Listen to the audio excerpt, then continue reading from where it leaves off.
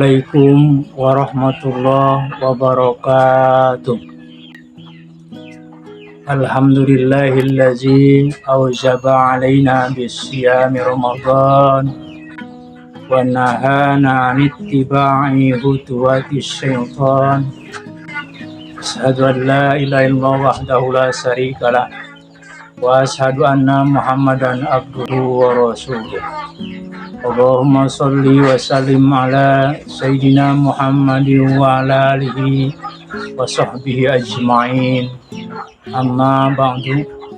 Hadirin yang berbahagia, pertama-tama dan yang paling utama tentunya tiada untaian kata dan bahasa yang pantas terucap pada awal perjumpaan kita kali ini kecuali rasa tasakur yang teramat mendalam kehadirat Allah Subhanahu wa Ta'ala yang telah menata alam semesta ini dalam suatu susunan yang rapi dan harmonis.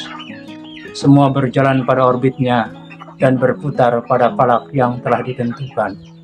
Wa kullu fi falaki yasbahun. Itulah hadirin sebagian kecil dari tanda-tanda kebesaran Allah Subhanahu wa Ta'ala.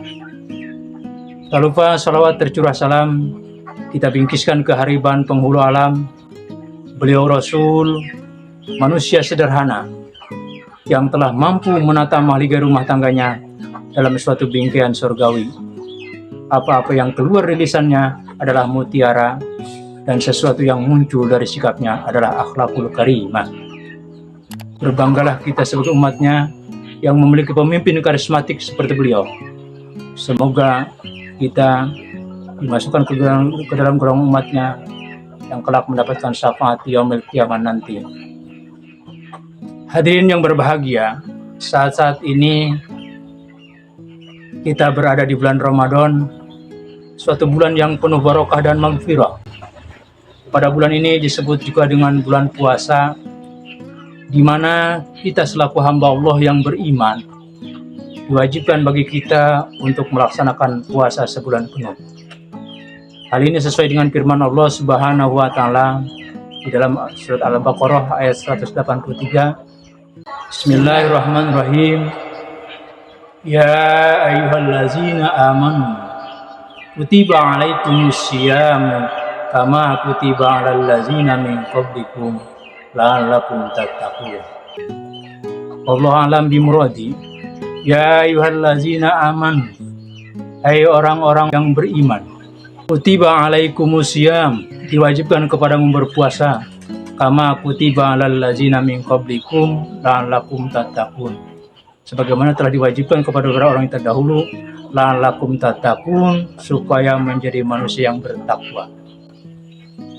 Hadirin yang berbahagia, ya ayyuhallazina amanu, ya ini kata santri namanya nida. Nida itu panggilan. Hai. Huruf nida itu banyak. Ada ya, ada aya, ada haya, ada ay, ada a. Contoh a, Jaidu Akbil, hei Jaid, kemari. Ada ya, tolian jabalan, hei orang yang naik ke gunung.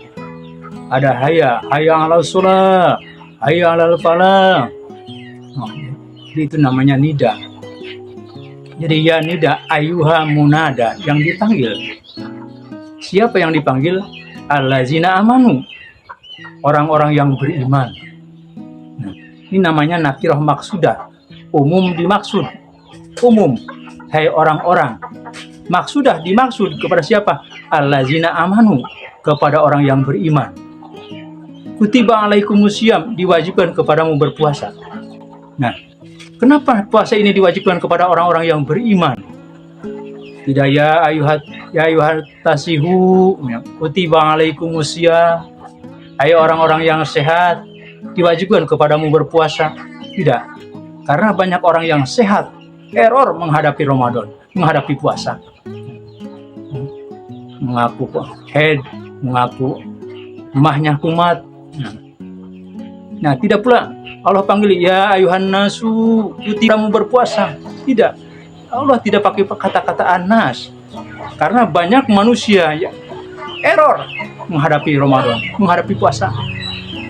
Karena manusia dalam menghadapi puasa ini terbagi ke dalam 3 kelompok. Pertama, manusia yang puasa tapi tidak puasa.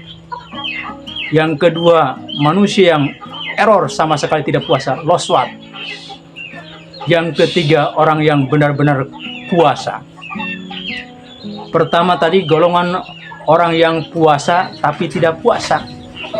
Mereka puasa, namun tidak mengetahui syarat rukunnya, pembatalannya tidak tahu, tidak mengetahui ilmunya. Sehingga orang tersebut, kata Rasul, kamin shaimin laisa lahu min syiyami ila jumwal atsum.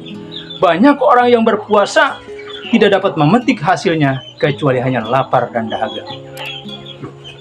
Yang kedua, saudara, kelompok manusia yang error sama sekali tidak puasa, loswat. Orang lain puasa, ya, dia error, tidak puasa, tidak sholat, dia makan seenaknya di warteg, kelihatan kakinya saja.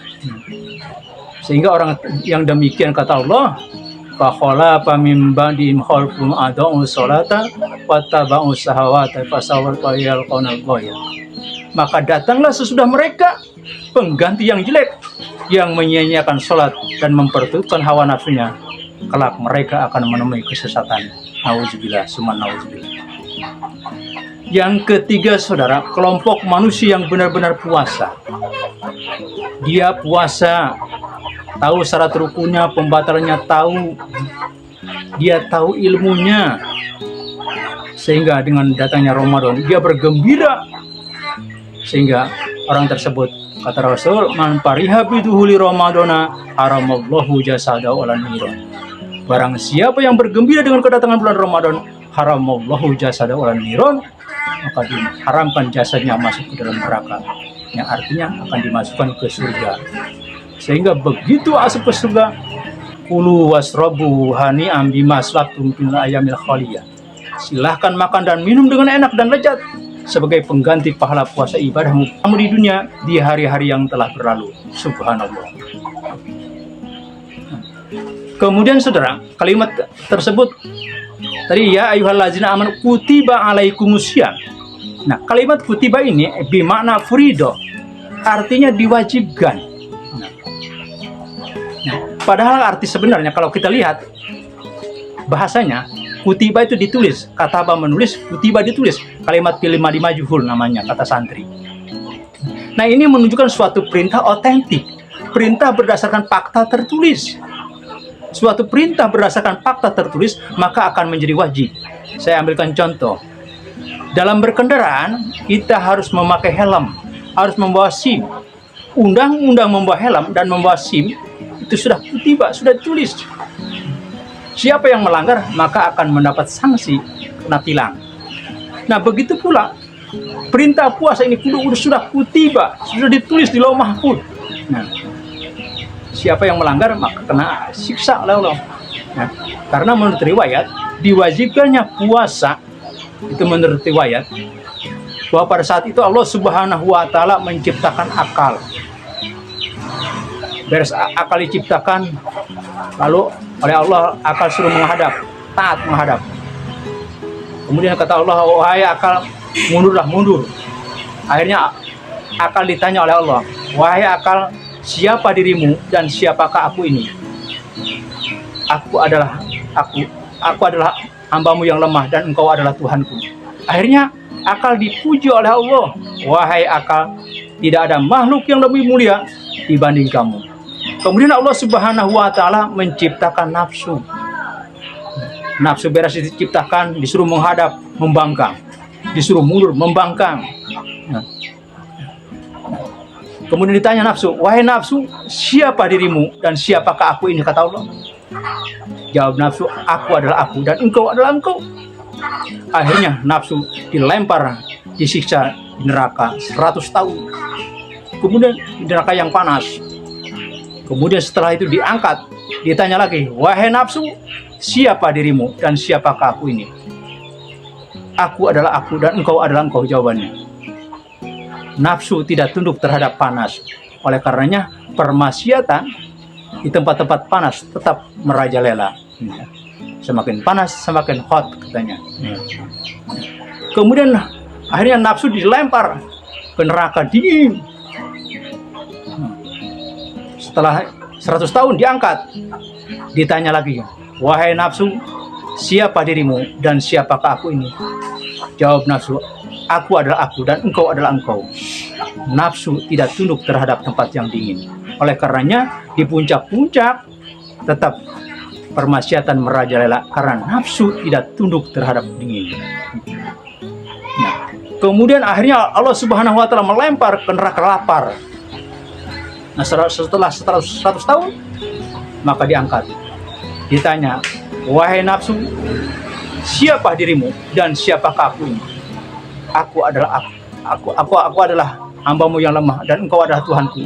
Baru sadar setelah dilempar di neraka lapar, tidak dikasih makan dan tidak dikasih minum. Oleh karenanya jelas sekali bahwa diperintahkannya puasa, jelas la'allakum tattaqun, adalah agar manusia menjadi manusia yang takwa. Kenapa negara ini kok dibutuhkan orang-orang yang bertakwa, saudara? Kalau negara ini dibutuhkan orang-orang yang diisi oleh orang-orang yang bertakwa, mulai dari generasi muda yang bertakwa, saya yakin tidak akan ada preman-preman yang selalu membuat keonaran dan kerusuhan yang kerap kali terjadi sekarang ini. Begitu pula, kalau negara ini diisi oleh alat-alat negara, termasuk militernya yang bertakwa, saya yakin tidak akan ada Superman yang berdiri gagah membackup tempat-tempat ilegal, tempat-tempat maksiat, tempat-tempat haram lainnya.